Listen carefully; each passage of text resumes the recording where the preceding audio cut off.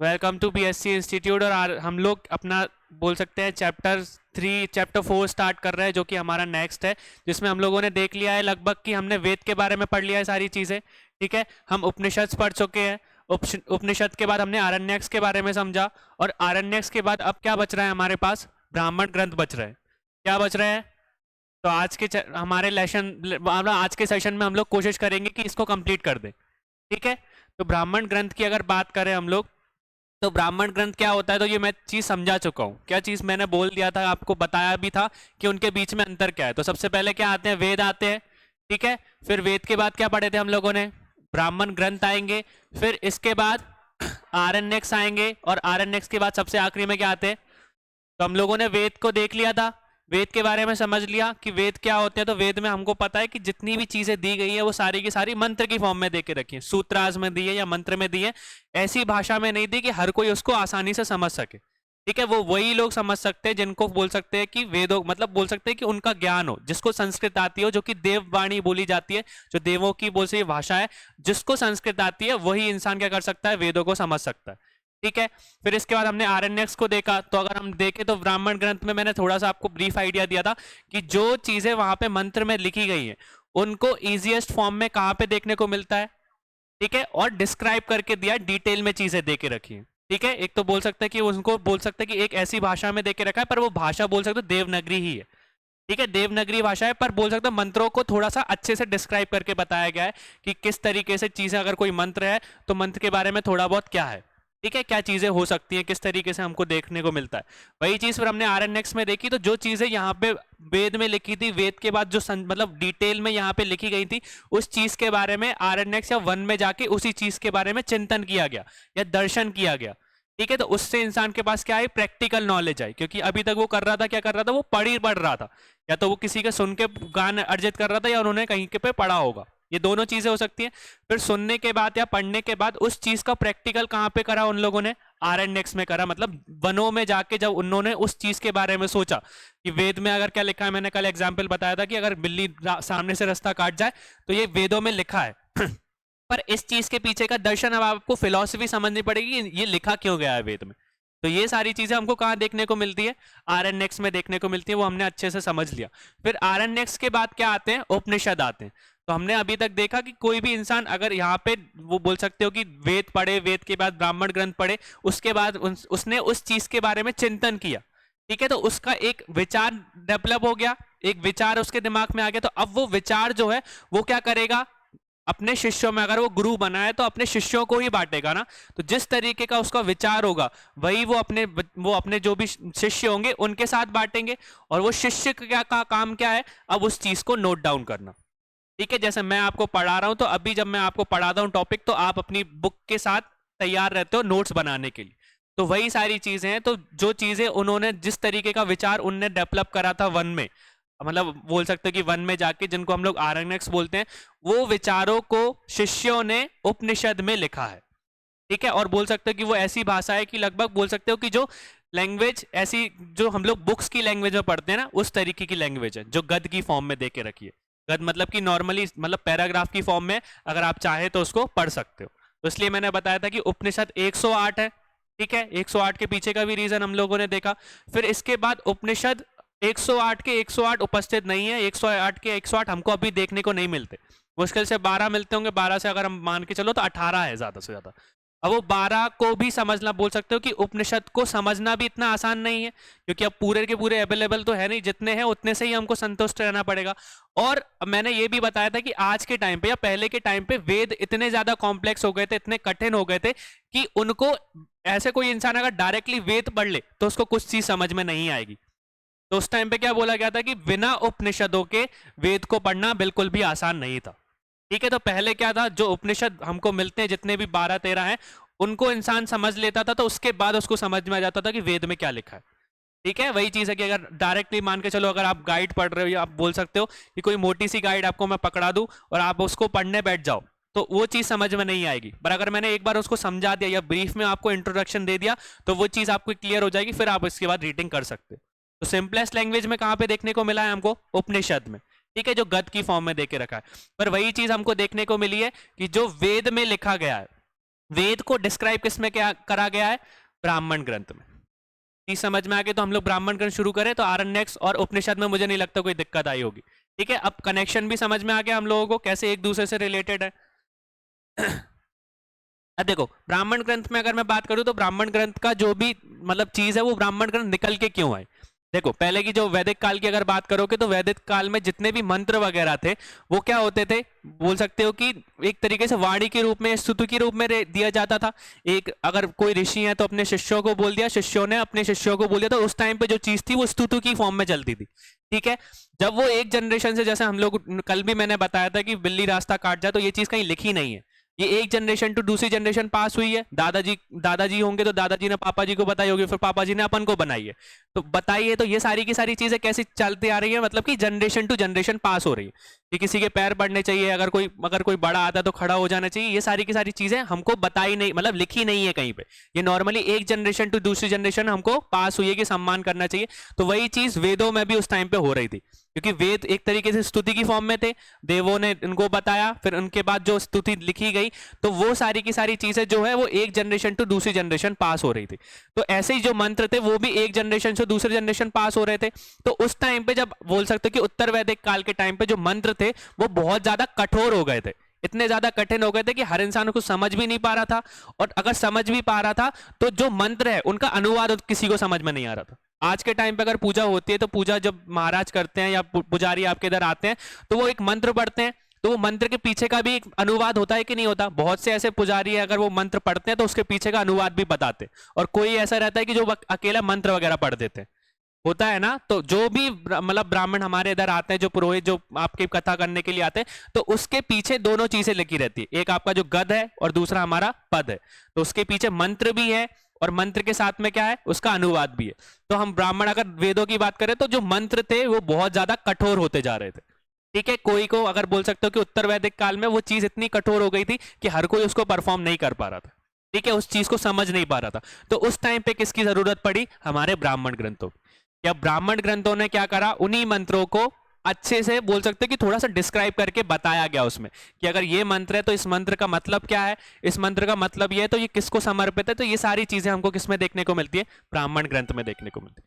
ठीक है, तो वेद बोल सकते हैं कि एक बहुत ज्यादा पहले के टाइम से जब एक जनरेशन टू दूसरी जनरेशन पास हुए तो बहुत ज्यादा कठोर होते गए, और कठोर होते गए तो इंसानों को समझना बहुत ज्यादा मुश्किल हो गया, तो इसलिए हमको किसकी जरूरत पड़ी, ब्राह्मण ग्रंथों की जरूरत पड़ी। ठीक है, तो ब्राह्मण ग्रंथ के बारे में हम लोग देख लेते हैं।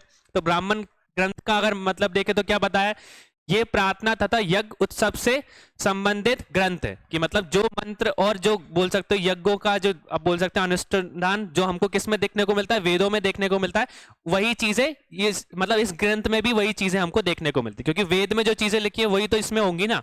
ठीक है, फिर इस विषय में कर्म कांड से संबंधित है और भाषा गद्यात्मक है, और संक्षेप में जिसमें यज्ञ विज्ञान का उल्लेख मिलता है। अभी हाल बताया मैंने कि जो चीज उसमें देखे रखी है तो उसमें हमको किस में फॉर्म में देखने को मिलती है, गद्यात्मक फॉर्म में देखने को मिलती है, और जो भाषा गद्यात्मक है और उसको किस चीज में समझाया गया है, संक्षेप में समझाया गया, डिटेल में समझा के रखा है उस चीज को। ये चीज क्लियर हो गई, तो ये सारी की सारी चीजें हमको देखने को मिलती है, और इस विषय में हमको कर्मकांड के बारे में भी पता चलता है।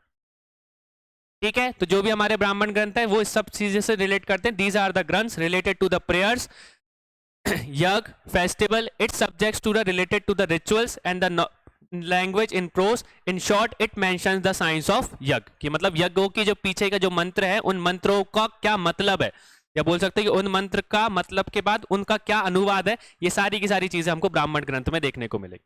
ठीक है, तो वो चीज क्लियर हो गई। तो ब्राह्मण ग्रंथ की जरूरत क्यों पड़ी, क्योंकि उस टाइम पे हमारे जो वेद थे वो कॉम्प्लेक्स होते जा रहे थे, और यज्ञों का हमने देखा था कि बहुत सारे तरीके के यज्ञ होते थे। ठीक है, तो हर यज्ञ का बोल सकते हो कि हर तरीके का अलग मतलब यज्ञ का अलग अलग मंत्र होते थे, अलग अलग परंपराएं होती थी, वो इतनी ज्यादा कठोर हो गई थी कि इंसान समझ ही नहीं पा रहा था उस चीज को।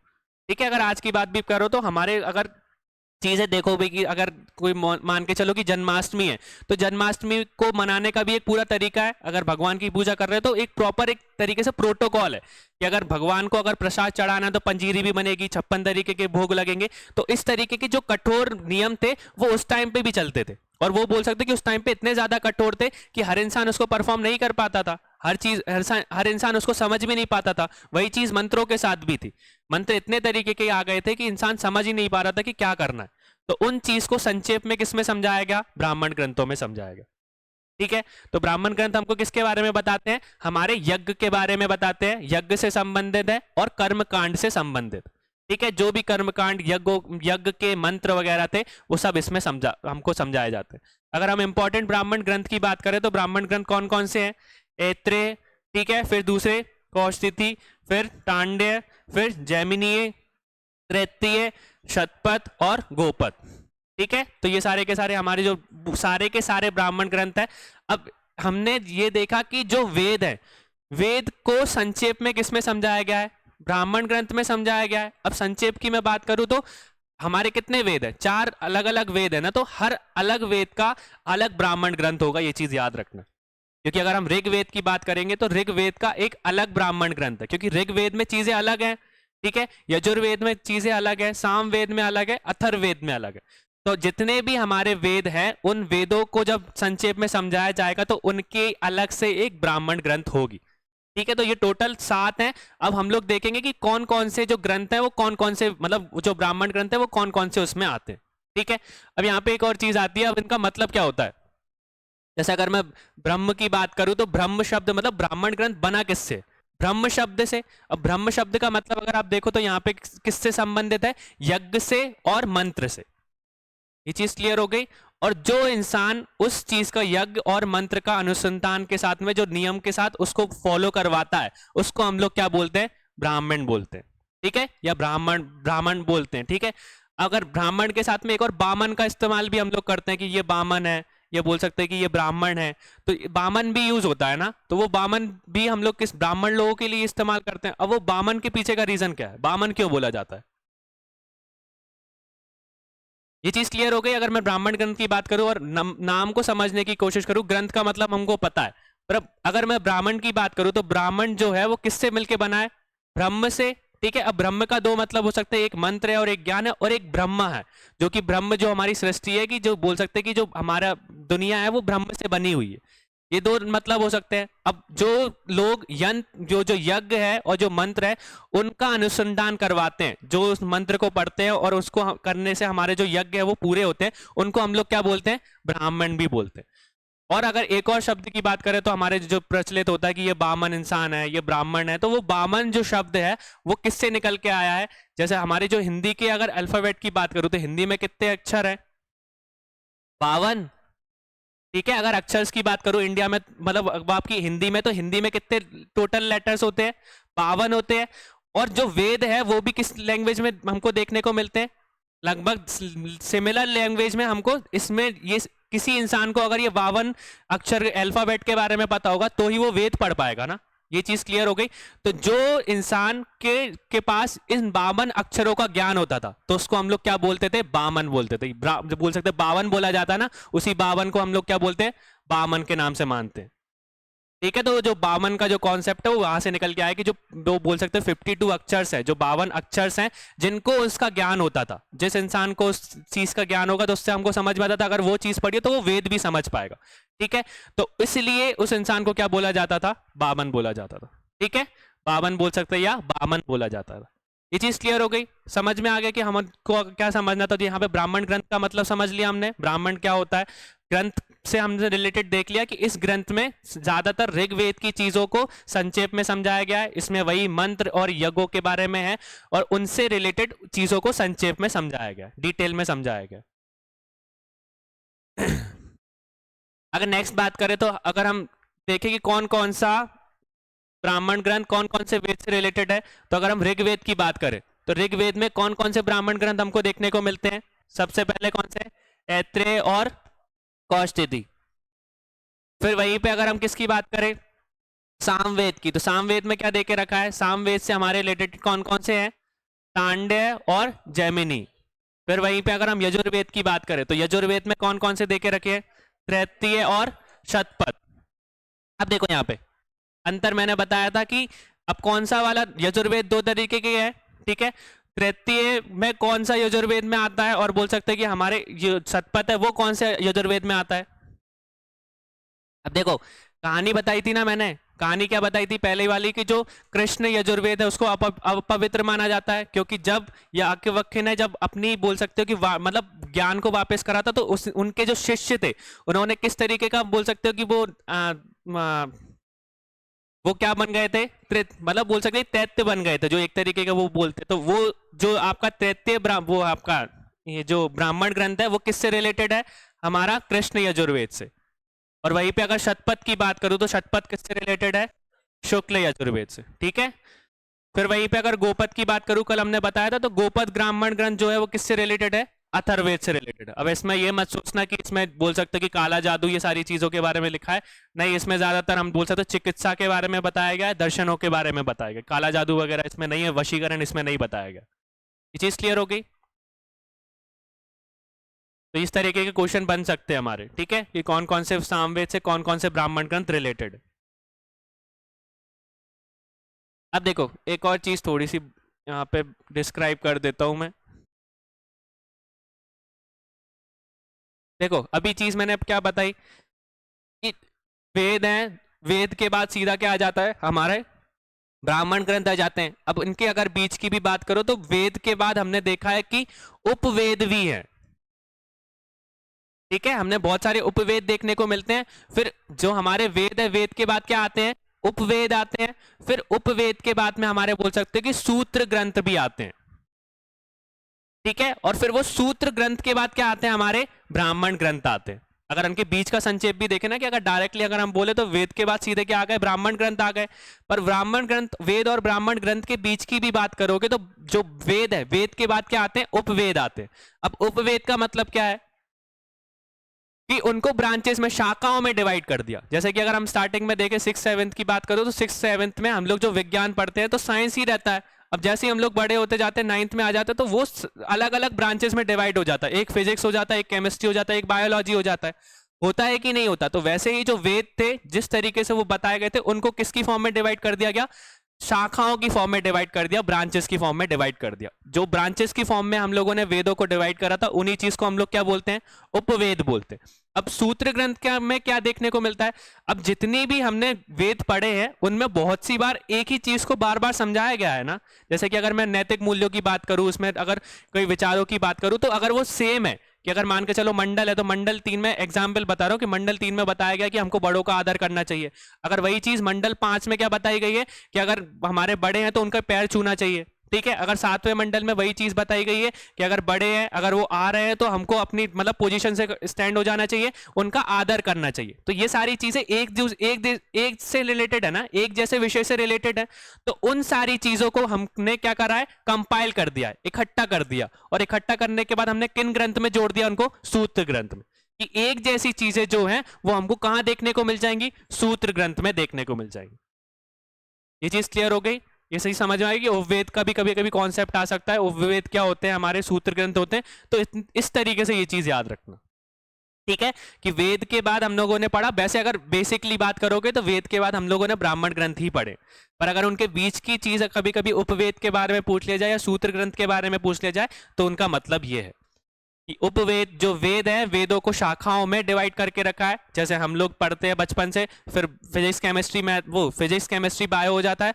फिर इसके बाद अगर आप आगे और पढ़ोगे तो बायो जो है वो और पार्ट्स में डिवाइड होता चला जाएगा। देखा है ना, बॉटनी, एटोनॉमी और जूलॉजी, अलग अलग पार्ट्स में वो चीज डिवाइड होती जाती है। तो ये शाखाएं जो बना के रखी हैं वेदों की, उनको हम लोग क्या बोलते हैं, उपवेद बोलते हैं, ठीक है। फिर जब उपवेद में वेद और इतने सारे वेद और उपवेद हो गए, इतनी शाखाएं हैं, उनमें बहुत सी बार चीजें एक जैसी देखने को मिलती हैं, एक ही विषय से रिलेटेड देखने को मिलती हैं। तो उन्हीं विषय को हम लोगों ने क्या करा, एक साथ कंपाइल कर दिया, इकट्ठा कर दिया। और इकट्ठा करने के बाद हमने किस ग्रंथ में उनको रख दिया, सूत्र ग्रंथ। कि अगर कोई सूत्र ग्रंथ पढ़े और किसी को नैतिक मूल्य पढ़ने हैं, तो वो नैतिक मूल्य से रिलेटेड जितनी वेदों में चीजें लिखी हैं वो एक साथ हमको देखने को मिल जाएंगी, ठीक है। जैसे मैंने आपको नोट्स बनाने को बोला था कि अगर नोट्स आप बना रहे हो तो अगर आपने ऋग्वेद लिखा है तो एक जगह पे लिख लो, और अगर टेस्ट सीरीज में और नई वाली चीज कहीं आपको कुछ नई चीज देखने को मिले तो उसी में जोड़ लेना, जिससे आपको भटकना नहीं पड़े कि आपने आपकी वेदों की आपने 3 अलग अलग नोट्स बना के रखे। अगर एक ही साथ आप बनाओगे तो आपको पढ़ने में आसानी होगी। तो वही चीज हमारे साथ सूत्र ग्रंथ में होती थी कि चीजें जो एक जैसे विषय से रिलेटेड है वो सारी की सारी हमको एक जगह पे देखने को मिल जाती थी। और फिर इसके बाद हमारे क्या आते हैं, सारे के सारे ब्राह्मण ग्रंथ आते हैं जिनमें हमको चीजें संक्षेप में या बोल सकते हो डिटेल में देखने को मिलती है। क्लियर हो गया, समझ में आ गया? अब बात करूं मैं, तांडेय ब्राह्मण ग्रंथ प्राचीनतम ब्राह्मणों में से एक है, जिसमें कई किसके बारे में बताया गया है, हमारे कल्प कहानियां हैं, जिसमें बोल सकते हो कि व्रत श्रोतम उत्सव का उल्लेख है, जिसके द्वारा आर्य लोगों को आर्य बनाया जाता था। तो यहाँ पे हमारे लिए बहुत ज्यादा इंपॉर्टेंट हो जाता है कि एक तरीके का उत्सव, उस टाइम पे एक उत्सव के बारे में हमको पता चलता है। वो उत्सव क्या है हमारा, उत्सव कौन सा है, व्रत श्रोत्रम बोल सकते हैं कि उत्सव का उल्लेख बताया गया है। किस में बताया गया है, हमारे तांडेय ब्राह्मण ग्रंथ में। ठीक है, तांडेय में क्या बता के रखा है कि एक उत्सव बनाया जाता था। उस उत्सव में क्या होता था, जो नॉन आर्यंस रहते थे, जो आर्य लोग रहते थे, उनको आर्यों में कैसे कन्वर्ट किया जाता था, इसका उल्लेख हमको किस में देखने को मिलता है, तांडेय ब्राह्मण ग्रंथ में देखने को मिलता है। ठीक है, और उस उत्सव का नाम क्या है, व्रत श्रोतम उत्सव। ठीक है, ये सारी चीजें समझ में आ गई। अब इसके बाद सबसे बड़ा एवं सर्वाधिक महत्वपूर्ण शतपथ ब्राह्मण है। कौन सा ब्राह्मण ग्रंथ है, शतपथ ब्राह्मण ग्रंथ है, जिसमें सिर्फ यज्ञों का ही नहीं बल्कि उत्तर वैदिक कालीन धर्म बोल सकते कि हमारा धर्म, दर्शन, रतन सहन और रीति रिवाजों का उल्लेख भी है। तो अगर हम किसकी बात करें, अगर शतपथ ब्राह्मण ग्रंथ की बात करें तो शतपथ हमारा जो है वो किससे रिलेटेड है, यजुर्वेद से रिलेटेड है। देखा ना, और यजुर्वेद में भी कौन से यजुर्वेद से, शुल्क यजुर्वेद से। तो शुल्क यजुर्वेद के हमारे शतपथ ब्राह्मण ग्रंथ में किसके बारे में बताया, यज्ञों के बारे में अकेला नहीं बताया। ये बहुत ज्यादा इंपॉर्टेंट है। यज्ञ के साथ साथ हमको उस टाइम के कौन से टाइम के, वैदिक कालीन टाइम के, उत्तर वैदिक कालीन टाइम के जितने भी दर्शन थे, जितने भी धर्म थे, जो रहन सहन थे, रीति रिवाज थे, उनके बारे में हमको देखने को मिलता है। ठीक है, और जब हम लोग अगर देखें तो ये ब्राह्मण ग्रंथ लगभग बोल सकते हो कि उसी टाइम को बिलोंग करते हैं, उत्तर वैदिक काल के बाद के थोड़े से। महाजनपद जब शुरू हो रहा होगा और उत्तर वैदिक काल जब खत्म हो रहा होगा तो लगभग 800-900 के बाद, 800-900 बीसी की बात हम लोग कर रहे हैं। ठीक है, तो उस टाइम पे हमको जितने भी धर्म हमको देखने को मिलते थे, जो दर्शन देखने को मिलते थे, सब इसके बारे में हमको देखने को मिला। ठीक है, कल मैंने बताया भी था कि जो भी उपनिषद हमने देखे हैं, उपनिषद हम लोगों ने पढ़े हैं, उसमें जितने भी दर्शंस के बारे में बताया गया, जितनी फिलोसफीज के बारे में बताया गया, वही चीज हम लोग धर्म में देखते हैं। ठीक है, जितने भी जैन धर्म है, बौद्ध धर्म है, वो सारे के सारे जितने भी धर्म बनाए गए हैं, वो सारे के सारे किससे रिलेट करते हैं, हमारे उपनिषद से रिलेट करते हैं। ठीक है, और हमारी बोल सकते हैं कि ऐसी एक बहुत मतलब फेमस पुस्तक है जिसमें वेद, उपनिषद, ब्राह्मण ग्रंथ और ये सारे बोल सकते हैं कि आरण्यक के बारे में देके रखा है। वो हमारी किताब का नाम क्या है, भगवत गीता। अगर भगवत गीता की बात करो तो भगवत गीता में सबका सार देके रखा है। उसमें हमको वेदों के बारे में भी देखने को मिल जाएगा, उपवेद के बारे में भी देखने को मिलता है, ब्राह्मण ग्रंथ के बारे में भी देखने को मिल जाएगा, आपके आरण्यक के बारे में भी देखने को मिल जाएगा और उपनिषद के बारे में भी देखने को मिल जाएगा। ठीक है, तो ज्यादातर चीजों का जो कंपाइलेशन है वो हमको बोल सकते हो, इसलिए इंपॉर्टेंट बुक बोली जाती है वो भगवत गीता। इसलिए बोला जाता है कि किसी इंसान ने अगर उसको पढ़ लिया तो उसमें चीजें इतनी अच्छे से डिस्क्राइब करके रखी कि आप उसको समझ मतलब बहुत अच्छे से समझ पाओगे। ये चीज क्लियर हो गई। अगर आपने ओपनहाइमर के बारे में पढ़ा है या सुना है, ओपनहाइमर अभी जो मूवी आई थी, जो वर्ल्ड वॉर 2 के टाइम पे जो उन्होंने न्यूक्लियर वेपन बनाया था, तो उन्होंने उसका जो बोल सकते हो कि एक रेफरेंस दी थी कि भगवत गीता में इसका रेफरेंस देके रखा है कि भगवत गीता में एटम बॉम्ब के बारे में बोल सकते हो कि जिस तरीके से हमने न्यूक्लियर फिजन किया, न्यूक्लियर बॉम्ब बनाया, एटम बॉम्ब बनाया, इसका उल्लेख हमको भगवत गीता में देखने को मिलता है। तो इससे हम आइडिया लगा सकते हैं कि भगवत गीता में अगर कोई ध्यान से पढ़े तो क्या क्या चीजें दे के रखी है। ठीक है, वो बस धर्म से रिलेटेड नहीं है, धर्म से साथ साथ जो विज्ञान है, जो हमारी चीजें हमको आसपास में प्रकृति में देखने को मिलती है और उनसे कैसी चीजें बनाई जा सकती है, वो सबका उल्लेख भगवत गीता में देखा है। ठीक है, अगर आप ओपनहाइमर का कभी अभी घर पे जाके इंटरव्यू देखना, तो उसने डायरेक्टली भगवत गीता का नाम लिया कि जब मैंने भगवत गीता पढ़ी तो मुझे बहुत सारी चीजें समझ में आई। ठीक है, बाद में उसको बहुत ज्यादा रियलाइज भी हुआ था कि उन्होंने जब एटम बॉम्ब बनाया तो वो कितना मतलब कि बहुत बेकार काम कर दिया। उनको बहुत बाद में क्या कहते हैं कि बहुत दुख हुआ था, वो ऐसे स्टेट में चले गए थे कि उन्होंने क्या कर दिया है ये दुनिया के साथ। उन्होंने दुनिया को ऐसा मतलब बोल सकते हो कि ऐसी चीज बना के दे दी है कि जिससे दुनिया तबाह हो सकती है, वो भी चंद मिनटों में, बोल सकते हैं सेकंडों में, जो हमने देखा था वर्ल्ड वॉर 2 के टाइम पे। ठीक है, तो उस चीज का उनको बहुत रिग्रेट रहा है और वो जिंदगी भर उसी रिग्रेट में रह गए थे उसके बाद बनाने के बाद। थोड़ा सा उनके बारे में देखोगे तो ये चीज क्लियर हो गई। तो हमको हमारे चीजें समझ में आई कि जितनी भी सारी चीजें हमको देखने ये हम लोग पढ़ रहे हैं, इसकी सारी की सारी हमको सार हमको भगवत गीता में देखने को मिलता है। ठीक है, अगर यहाँ पे हम इंपॉर्टेंट क्वेश्चंस की बात करें तो ये हमारा जो टांडव ब्राह्मण ग्रंथ है वो बहुत ज्यादा इंपॉर्टेंट हो जाता है, क्योंकि इसमें आर्य और जो नॉन आर्यंस रहते थे और आर्यंस रहते थे, उनके बीच में जो नॉन आर्यंस को आर्यंस में कन्वर्ट किया जाता था उसके बारे में समझाया गया। इस तरीके का हमारा क्वेश्चन बन सकता है। और दूसरा, अगर शतपथ ब्राह्मण की बात करें तो शतपथ ब्राह्मण सबसे बड़ा, बोल सकते हो कि सबसे बड़ा, और बोल सकते हैं बहुत इंपॉर्टेंट भी है, महत्वपूर्ण भी है। क्यों? क्योंकि हमको चीजें हमको देखने को मिलती है इसमें, यज्ञ के साथ, यज्ञ तो नहीं, यज्ञ भी दिया है और साथ में बाकी की चीजें भी हमको देखने को मिलती। नेक्स्ट क्या देके रखा है? ऋग्वेद का उपयोग करने वाले आवाहन करता पुरोहित अद्वयु कहते थे, तथा सामवेद के ब्राह्मणों का उपयोग गायन करने वाले ब्राह्मण को क्या बोलते थे हम लोग? अगर मैं बात करूं तो क्या बोल के रखा था? The invocation of who use the Rigveda was called the priest, उनको क्या बोला जाता था? अद्वायु बोला जाता था। ठीक है, and those who use the Brahmana to Samaveda Samaveda in singing were called the Brahmanas, या बोल सकते हैं कि उद्गातु। जो बोल सकते हैं कि ऋग्वेद को पढ़ते थे, जो ऋग्वेद के मंत्रों को बोलते थे, उन पुरोहित को हम लोग क्या बोलते थे? ठीक है, अदरवायु। और उसी के साथ अगर हम उन ब्राह्मण्स की बात करें जो कि सामवेद में लिखे मंत्रों को ताल में या बोल सकते धुन की रूप में बताते थे, उनको हम लोग क्या बोलते हैं? उद्गातु। क्लियर हो गया?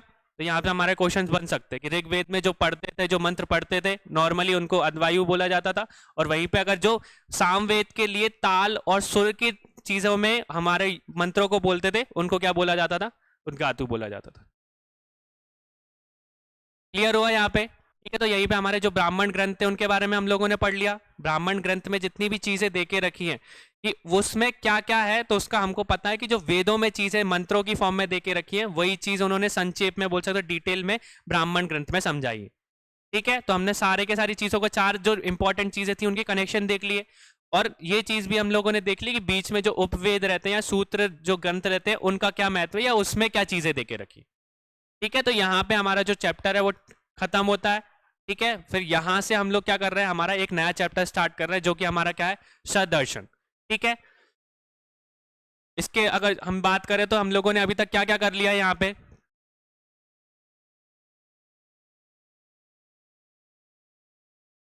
क्या?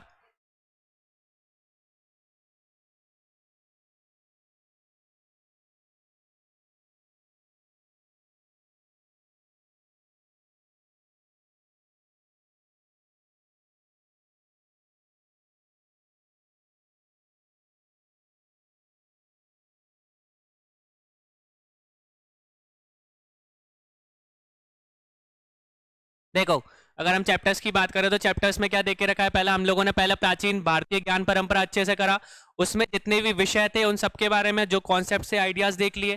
फिर भारतवर्ष में जो चीजें देखे रखी हैं उन सारी की सारी चीजों को हम लोगों ने अच्छे से उल्लेख करा, चीजें समझी, और फिर जितने भी हमारे अलग अलग चैप्टर्स देके रखे थे हमारे सिलेबस में, उनको हमने एक में ही कवर कर दिया, जिसमें चीजों को एक साथ समझने से हमको उनका बीच का अंतर और एक तरीके से समानता समझ में आ गई। ठीक है, तो वेद हम लोगों ने पढ़े, फिर इसके बाद हम लोगों ने क्या पढ़ा? उपनिषद कंप्लीट करे, फिर आरण्यक देखे और ब्राह्मण ग्रंथ को देखा। ठीक है, तो ये सारी की सारी चीजें हमारी क्लियर है। अब यहाँ पे हम लोग क्या स्टार्ट कर रहे हैं? हमारा नया चैप्टर सदर्शन। अब सदर्शन की बात करें तो सदर्शन में अगर हम लोग को मतलब का मतलब देखे तो शत का मतलब क्या होता है? 6। ठीक है, और दर्शन मतलब कि 6 अलग अलग तरीके के हमको दर्शन इसमें देखने हैं, जो इंपॉर्टेंट दर्शन या फिलोसफीज है वो सारी की सारी हमारी इसमें क्लियर होगी। ठीक है, अब जो सदर्शन है उसका बेसिक कॉन्सेप्ट क्या है? मतलब कि सदर्शन, ये जो दर्शन वाले जो फिलोसफी है, ये आई कहाँ से? हम लोगों ने अभी तक देखा चीजों को कि इंसान ने, जब उत्तर वैदिक काल की बात करोगे या वैदिक काल की बात करोगे, उस टाइम पे चीजों को सोचना शुरू नहीं करा था। जो सोचना था, बोल सकते हैं कि जो महाजनपद का टाइम था, जब जो हमारे वैदिक काल खत्म हुआ था, इसके बाद इंसानों ने आत्मा, परमात्मा, जो जीवन है, मृत्यु है, इसके बारे में सोचना शुरू करा। ठीक है, तो जो दर्शन की जो फिलॉसफी थी उस टाइम पे हमको देखने को मिली, तो उस टाइम पे बोल सकते हो कि जो दर्शन पहले भी इंसान सोचता होगा, चीजें बताता होगा कि भैया मतलब हर इंसान है, हर इंसान के अलग अलग विचार होते हैं। ठीक है। तो उन विचारों को ज्यादातर जो सिंपल भाषा है, तो सिंपल भाषा में हमको उपनिषद में देखने को मिलते हैं। पर सदर्शन की बात करो तो ऐसे 6 दर्शन है जो कि अलग अलग महर्षियों ने लिखे। 6 अलग अलग महर्षियों ने 6 अलग अलग दर्शन के बारे में बताया जो कि पहले से एग्जिस्ट करते थे। जैसे कि हमने योग के बारे में पढ़ा था, जो सांख्य के बारे में पढ़ा था, तो वो मैंने बताया था कि सनातन है। उन दर्शन का कोई ऐसा वो नहीं है स्रोत की भैया कि यहां से हमको देखने को मिलते, यहाँ पे देखने को मिलते। और जितने भी हम धर्म की बात करें तो उन धर्मों में सांख्य दर्शन और योग के बारे में ज्यादातर हमको देखने को मिलता है। यही चीज है। तो यहाँ पे हम जो दर्शन स्टार्ट करने वाले, तो वो दर्शन जो है वो सारी की सारी चीज किसके ऊपर डिपेंड करेगी? सोचने के ऊपर, कि उस टाइम पे जो भी चीजें थी, जो भी बोल सकते जो हमारे महर्षि थे या ऋषि थे, उनके क्या क्या विचार थे, उनके बारे में हम लोग पढ़ने जा रहे हैं। ठीक है। तो सदर्शन में हम लोग क्या देखते हैं? सबसे पहले जो सदर्शन है उसमें दर्शन का मतलब क्या है? दृष्टि से निकाला गया है। दृष्टि मतलब कि देखना और सोचना, कि कोई भी चीज अगर आप मतलब मैंने बताया कि कोई भी चीज को अगर आप देख रहे हो तो उस देखी हुई चीज को हम लोग सोचेंगे भी, हम लोग समझेंगे भी कि बेसिकली वो चीजें है क्या। अब कोई इंसान है, जैसे कि अगर सदर्शन की बात करो तो अगर हम वेदों की बात करें तो वेदों को समझने का, जो वेदों में मंत्र है उसको समझने का 2 तरीके हैं। पहला तरीका कि जो वेद में दिया है वही का वही पढ़ लो, और दूसरा तरीका क्या है कि उस पढ़े हुए मंत्रों को, पढ़े हुए जो आपके ऋचाएं हैं उनको पढ़ के उनको समझना भी है। तो हमको 2 तरीके की फिलॉसफी समझ में आई, 2 तरीके के दर्शन समझ में आई, कि एक जो आपकी किताब में चीजें लिखी है वही की वही पढ़ लो, अगर एग्जाम में आए तो वही का वही छाप देना। पर दूसरी चीज क्या होती है कि जो किताब में चीजें दी गई हैं उनको पढ़ने के साथ साथ समझना भी बहुत ज्यादा जरूरी है। इसलिए मैं आपको चीजें बताता हूं कि जब भी आप किसी चीज को पढ़ रहे हो तो बस ऐसा रीड मत मारा करो, उसके पीछे की चीजों को सोचने की कोशिश करा करो। या कभी भी आप आंसर लिख रहे हो या किसी चीज टॉपिक को पढ़ रहे हो बुक में, तो वो दोनों तरीके से सोचना है, किताब में क्या दिया है और दूसरा आपकी फिलॉसफी क्या है, आपने उससे क्या समझा है।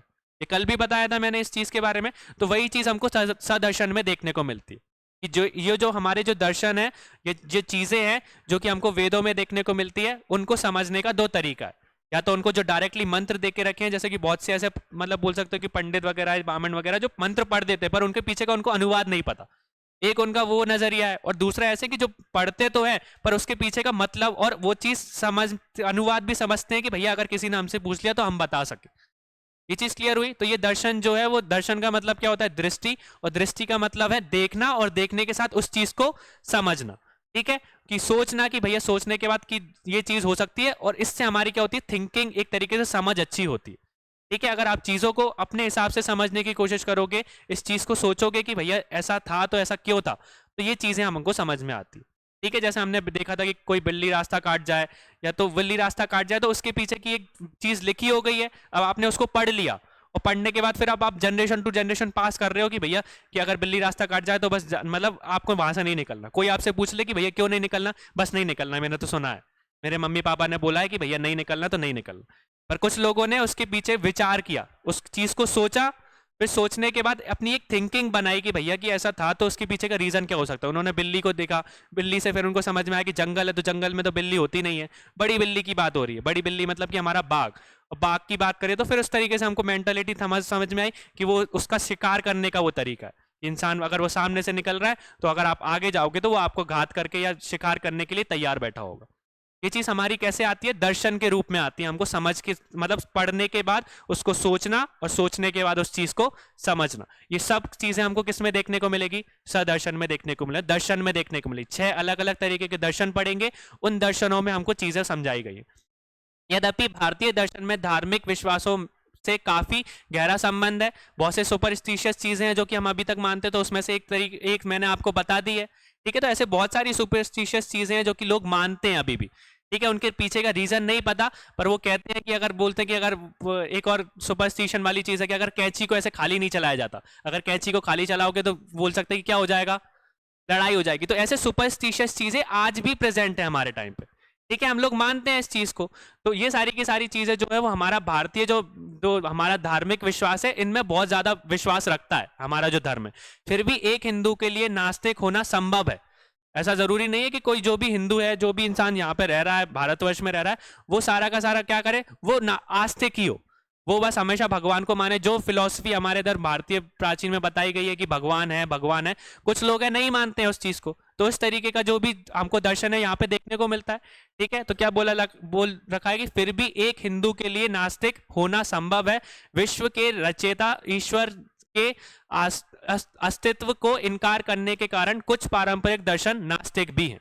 ठीक है, कुछ ऐसे हमने देखा है ना कि बहुत से लोग हैं जो कि भगवान को नहीं मानते, जैसे क्रिश्चियनिटी है तो क्रिश्चियनिटी भगवान को नहीं मानते, बेसिकली वो जीसस क्राइस्ट को मानते कि वो एक तरीके का उनका अवतार है। उन्होंने ये कॉन्सेप्ट नहीं कि किसी भगवान ने हमको बनाया है, फिर भगवान है हमारे यूनिवर्स में प्रेजेंट है, वो सब चीजें ऐसे हमको बहुत सारे नास्तिक धर्म है जो कि हमको देखने को मिलते। तो यही तरीके का हमारा जो विचार है कि इंसान ने सोचने की कोशिश करी।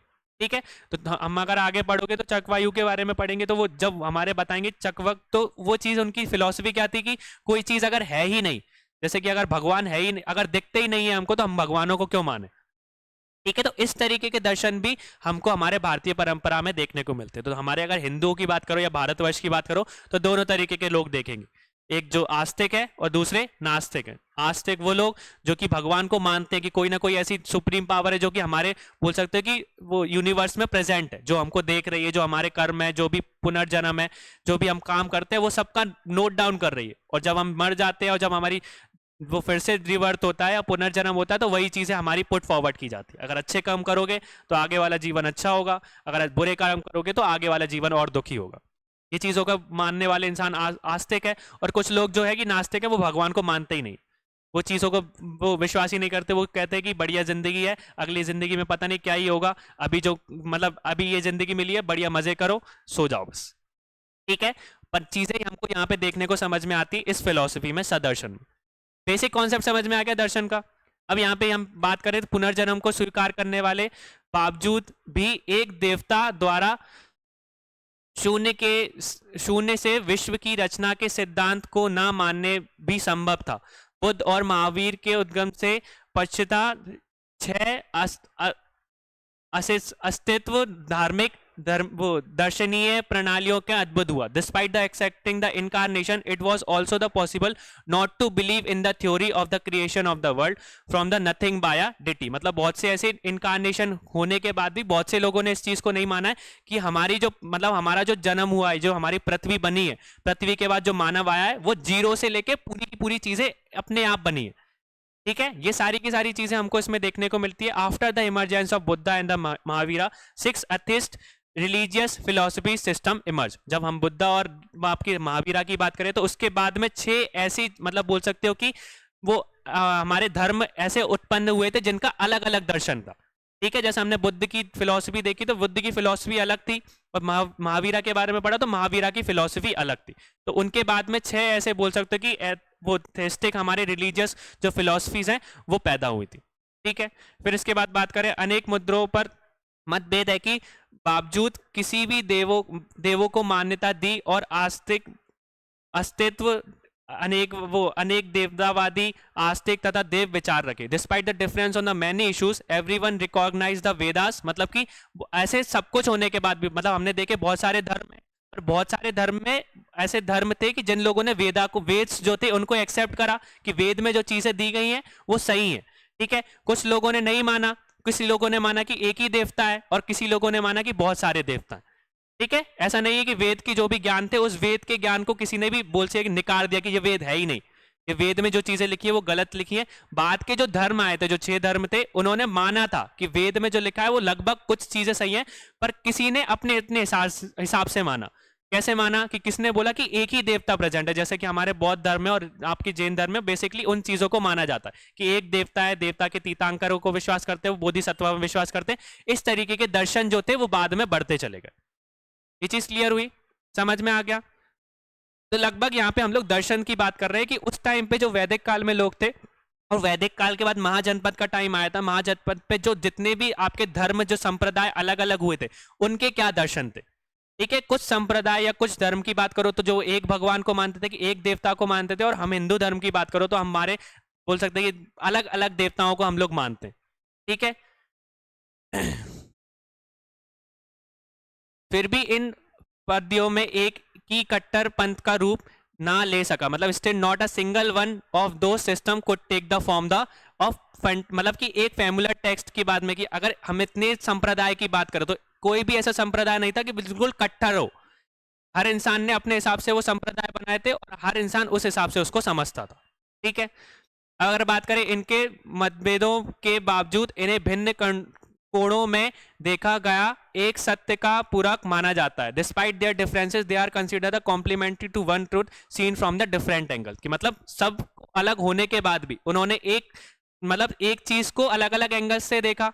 ठीक है, हम लोगों ने देखा ना कि गौतम बुद्ध ने भी लगभग वही बात करी थी जो महावीरा ने करी थी, पर उन लोगों के विचारों में थोड़ा सा अंतर था। पर उनका अल्टीमेट गोल तो यही था ना कि जो वेद में जितनी भी चीजें कॉम्प्लेक्स हो चुकी है, जितना वर्ण सिस्टम आ गया है, जितने भी लोगों को विभाजन करके रखा है कि ये वर्ण के लोग अलग है, ये वर्ण अलग है, तो इस चीज को हटाने का मकसद था दोनों का नजरिया एक ही था, मतलब बोल सकते हो, पर विचार दोनों के अलग अलग थे। उन्होंने चीजों को एक ही तरीके से देखा था कि जो वर्ण सिस्टम है वो लोगों के कारण जो शूद्राज हैं उनको अलग कर दिया गया है, उनको सबको सामान्य बनाना था कि जितने भी लोग यहाँ पे रह रहे हैं वो सब सामान्य, उनकी जो थिंकिंग थी वो एक जैसी थी, बस उनका रास्ता अलग अलग था, उनके विचार अलग अलग थे। यही चीजें हमको किसमें देखने को मिलती है? दर्शनों में देखने को मिलती है। ठीक है, कि पहले एक धर्म था, फिर एक धर्म के बाद अलग धर्म बना के रखे, फिर वेद आए, वेदों में हम लोगों ने देखा कि जो वेद थे वो और कॉम्प्लेक्स होते गए, कठिन होते गए, कि कुछ लोग ही, जैसे ब्राह्मण लोग हैं, क्षत्रिय लोग हैं, वो ही यज्ञ कर सकते हैं, बाकी के लोग नहीं कर सकते, शूद्रास को अलग करके रख दिया।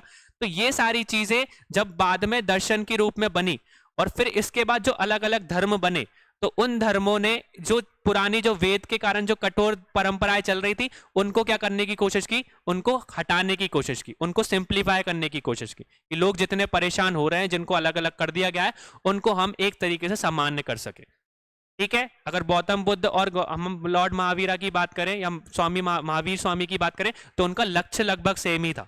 बस उनका जो बोल सकते हैं कि विचार, जो कि उनकी बोल सकते हैं मेंटेलिटी, जो हम लोग पढ़ते हैं अष्टांग मार्ग था और ये 3 रत्नों के बारे में पढ़ते हैं, लगभग सेम ही है। बस उन लोगों का क्या है? अपनी अपनी फिलॉसफी है, अपने अपने विचार है, अपने अपने दर्शन। वो अलग दर्शन के हिसाब से सोचते थे, वो अलग दर्शन के हिसाब से सोचते थे। फिर अगर बात करें, nothing is known about the actual or the putative founders of the system and their names probably represent entire system rather than individual. Every system has a sutra for has a founder. अगर हम बात करें तो हम सत दर्शन की बात करें तो ऐसे ही बात करें तो 6 अलग अलग दर्शन के बारे में पढ़ते हैं और 6 अलग अलग दर्शन के क्या है? अलग अलग हमारे मुनि है। तो हमको क्या समझ में आता है कि जो 6 महर्षियों के बारे में हम लोग पढ़ रहे हैं, उन 6 महर्षियों की हमारी एक दर्शन थे, उन्होंने एक दर्शन के बारे में अपनी एक किताब लिखी है जो हम लोग पढ़ने वाले हैं। तो उस किताब में उनके किसके बारे में बताया गया? उनके दर्शन के बारे में बताया गया, उनके विचारों के बारे में बताया गया कि उन्होंने उस चीज को, उस मतलब जो विषय है उसके बारे में अपने कैसे विचार रखे और कैसा उनका दृष्टिकोण था। ये सारी की सारी चीजें हम क्या करेंगे? आगे के हमारे जो दर्शन पढ़ने वाले हैं उनमें पढ़ेंगे। ठीक है, तो अगर हम बात करें तो अगर समानता पदों की बात करें तो हमको ऐसे कितने पद देखने को मिलते हैं? 6 पद देखने को मिलते हैं, 6 अलग अलग मेथड्स या कंपोनेंट्स जो कि कंबाइन करके रखी। ठीक है, पहला जो है वो कौन सी हमारा दर्शन है? सांख्य दर्शन, जिसमें हम सांख्य के बारे में बताएंगे, जिसमें बौद्धिक ज्ञान का मतलब बोल सकते हैं कि based on the intellectual knowledge की जिस तरीके की हमारी नॉलेज है उसके बारे में बताया गया। ठीक है, फिर इसके बाद योग के बारे में पढ़ेंगे, जो हमने पढ़ा है योगा के बारे में। ठीक है, फिर इसके बाद हम बोल सकते हैं वैशेषिक के बारे में पढ़ेंगे। फिर बाकी के हमारे क्या है? न्याय के बारे में पढ़ेंगे, न्याय दर्शन कौन सा है, वेदांत क्या है, और फिर हमारे क्या है? मीमांसा क्या है। ठीक है, मीमांसा और वेदांत को अगर बोले तो मीमांसा को हम लोग क्या बोलते हैं? पूर्ण मीमांसा भी बोलते हैं, और जो वेदांत है उनको क्या बोलते हैं? उत्तर मीमांसा के नाम से भी जाना जाता है। ठीक है, तो ये सारे के सारे हमारे जो चीज है उसको हमको बताना है कि किसकी चीज है, किसके ऊपर डिपेंडेंट। तो आज हम लोग 2 कवर कर लेते हैं, फिर बाकी की जो है वो क्लियर आगे करेंगे। देखो, अगर हम बात करें तो अगर फिलॉसफी ट्रेंड की बात करें तो हमने जो हमारा टॉपिक है उसको 2 पार्ट्स में डिवाइड करके रखा है। ठीक है, तो पहले अगर हम बोल रहे हैं आस्तिक मंथ की बात करें कि जो आस्तिक लोग हैं उन लोगों ने सदर्शन को बताया, और सदर्शन की ऐसी कितनी फिलॉसफीज है?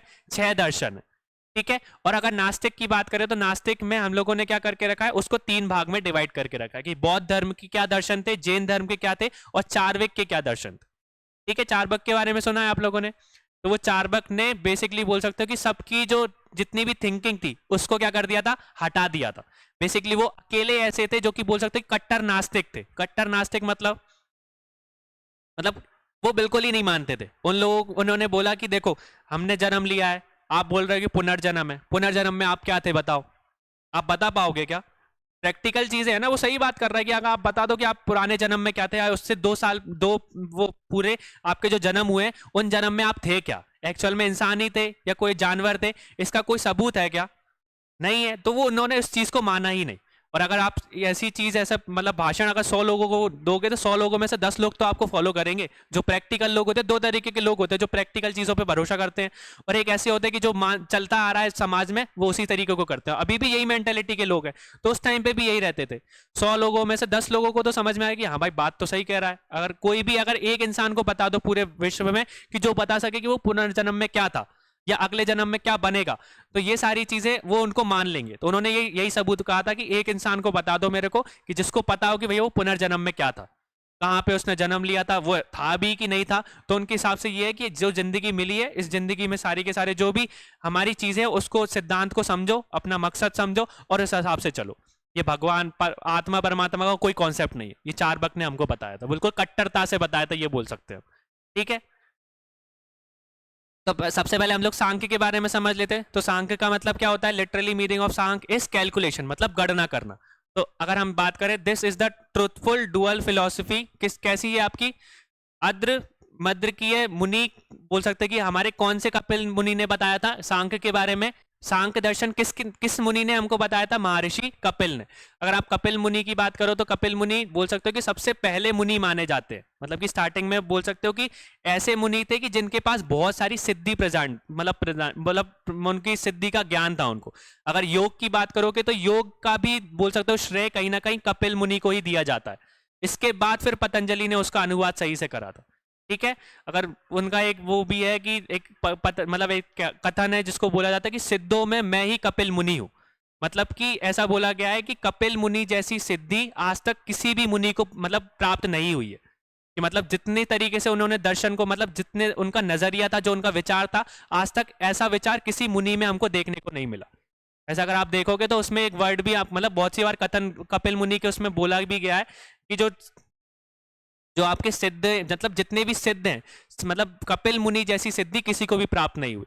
इस सिद्धियों में मैं ही कपिल मुनि हूं। कि अगर सिद्धियों की बात करोगे तो किसका जिक्र आएगा? कपिल मुनि का बात आएगा। ठीक है, तो कपिल मुनि ने किस दर्शन के बारे में बताया था? सांख्य दर्शन के बारे में बताया था। और उसमें किस चीज के बारे में बताया गया है? हमारी बेसिकली मतलब कैलकुलेशन। अगर सांख्य का मतलब देखोगे तो सांख्य का मतलब क्या होता है? गणना। ठीक है, अब पहले क्या होता था, लोग क्या करते थे बेसिकली, चीजों को समझते कैसे थे कि अगर मान के चलो कि जो अगर हमारा ब्रह्मांड है तो वो ब्रह्मांड किससे बना है? ठीक है, कोई कह रहा था कि एक तत्व से बना है, कोई कह रहा है ऐसे 2 तत्व से बना है, कोई कह रहा है ऐसे 3 तत्व से बना है। तो हम क्या कर रहे हैं? एक तरीके से गणना कर रहे हैं कि नहीं कर रहे? तो इसी चीज को हमारे इस सांख्य दर्शन में समझाया गया।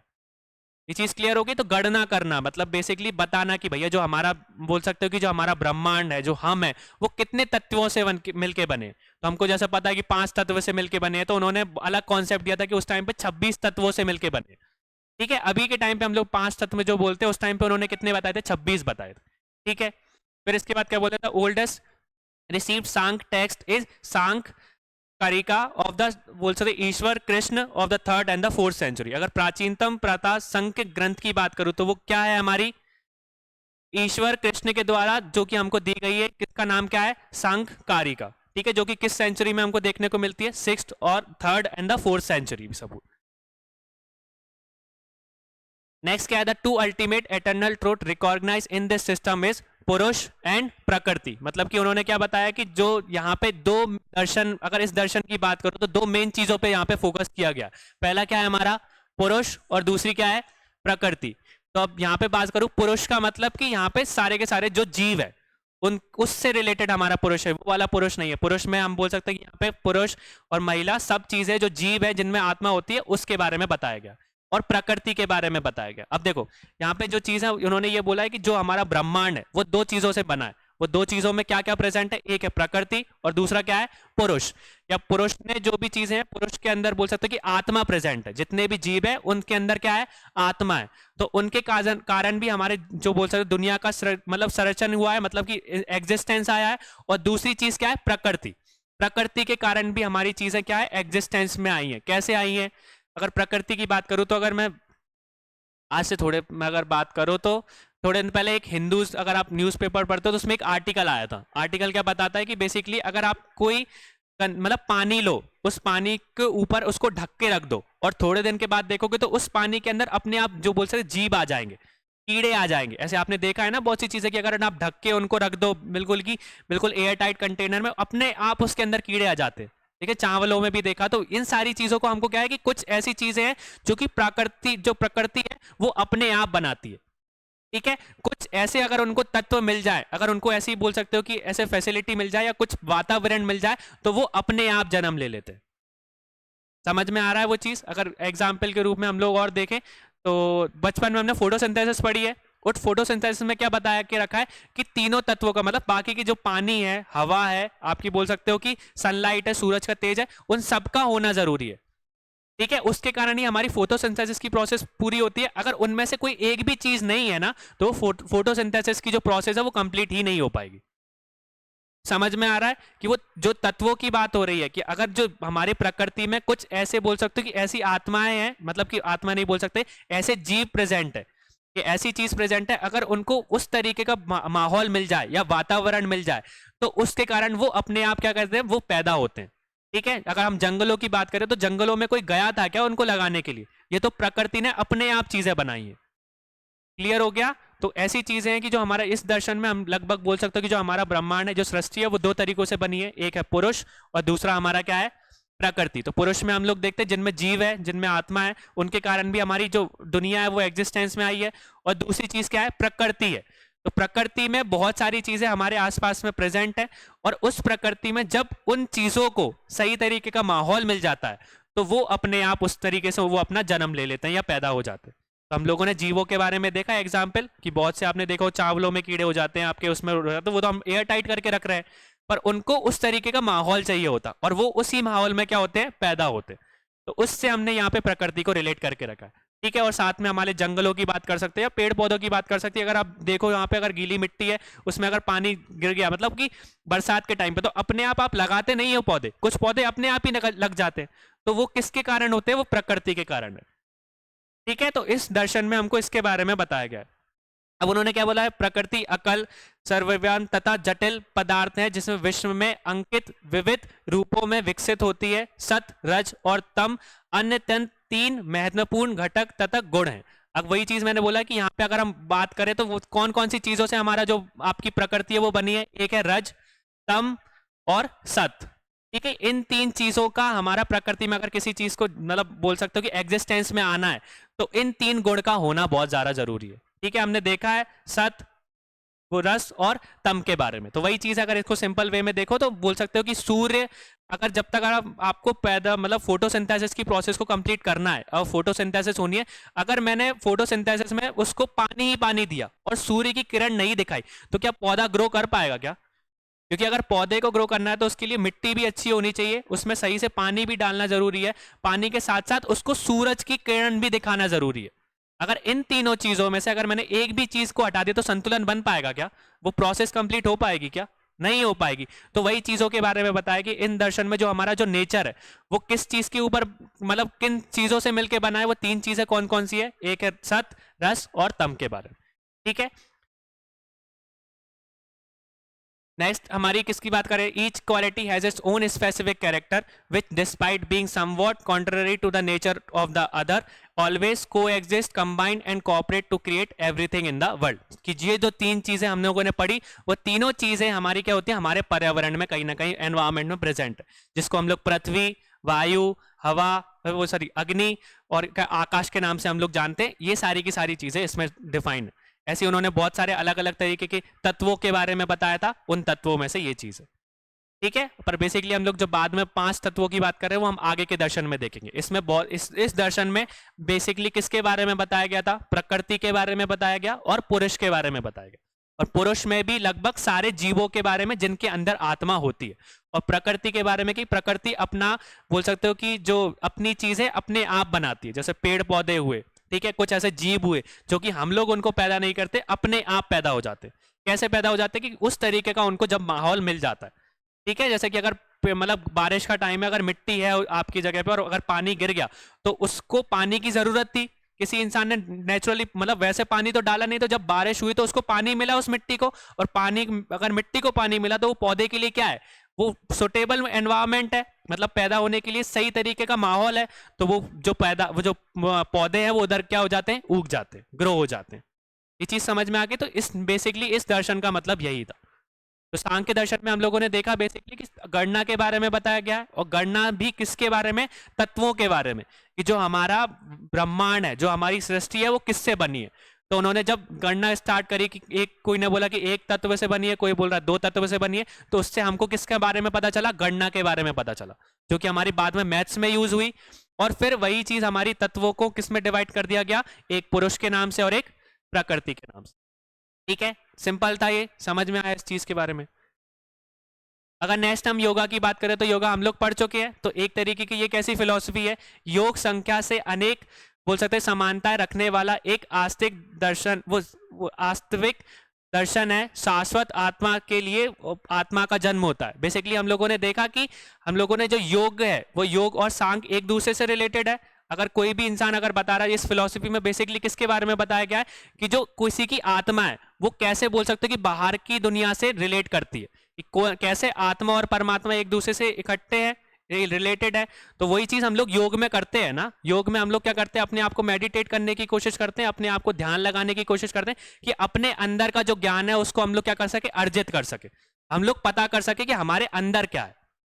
ये चीज क्लियर होगी ना। तो जो बाहर की दुनिया को छोड़ के जो हम लोग अंदर की दुनिया, अगर आप, मैंने उस दिन भी बताया था कि अगर आपने पूरी दुनिया को समझ लिया और आप ये नहीं समझ पाए कि आप कौन हो, तो इसका कोई आपके जीवन का कोई उद्देश्य बचेगा क्या, कोई अस्तित्व रहेगा क्या आखिरी में जब आप मरोगे? कुछ नहीं था, क्योंकि आप अपने आप को ही नहीं समझ पाए।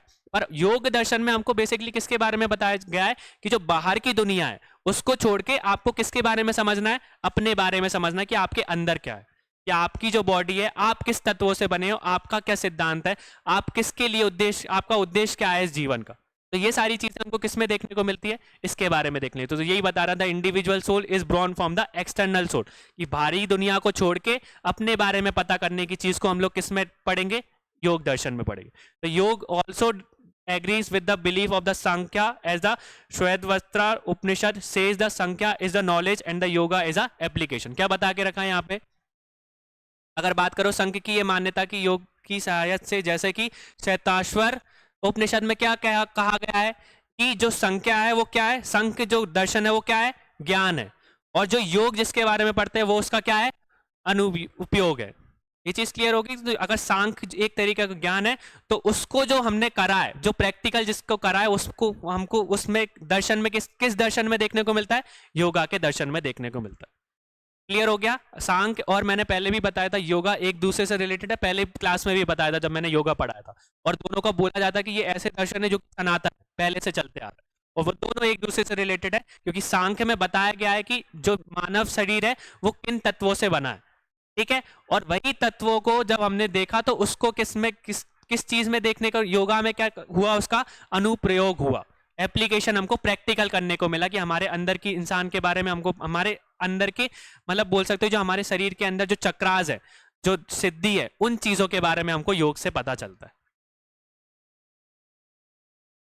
फिर नेक्स्ट क्या बताया, yoga system uses the Sankhya daily, Patanjali is considered the Pioneer of the yoga सूत्र। हमने देखा था कि योग पद्धति सांख्य का दैनिक प्रयोग करती है, मतलब दैनिक प्रयोग मतलब कि जो सांख्य में जो सारी चीजें तत्व प्रकृति में जो चीज प्रेजेंट है, वो सारी की सारी चीजें योग में क्या होती है, वो हम करते हैं, प्राणायाम करते हैं, ध्यान लगाते हैं, हम जो भी चीजें हैं वो उस चीज को मतलब समझते हैं, सोचते हैं। तो ये सारी की सारी चीजें हम रोज कर रहे हैं कि नहीं कर रहे, यही चीज किस में बताई गई है, योगा में, दर्शन में बताई गई है। और हमने देखा था कि योगा सूत्र के बोल सकते हो कि किसने उसकी मतलब की रचना की थी, या किसने योग सूत्र को लिखा था, तो पतंजलि ने लिखा था।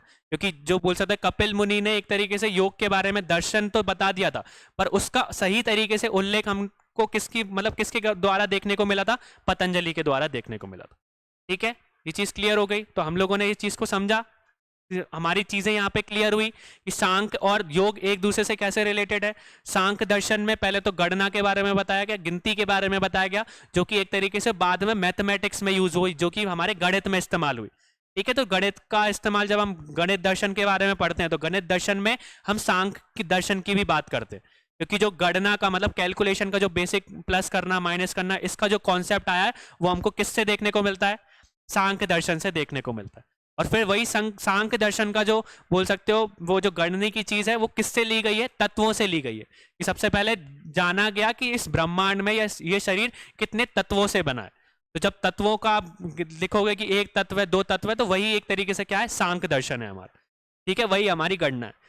फिर जो सांख्य दर्शन से जो हमको ज्ञान प्राप्त हुआ, उस ज्ञान को आपने कैसे क्या करा, अनुप्रयोग करा, कैसे एप्लीकेशन में लेके आए, वो किस दर्शन में हमको देखने को मिलता है, योगा में देखने को मिलता है। कि योगा में चीजों के बारे में बताया गया है, तत्वों के बारे में बताया गया है कि आप कैसे बोल सकते हो कि अपने आप को कैसे शांत कर सकते हो।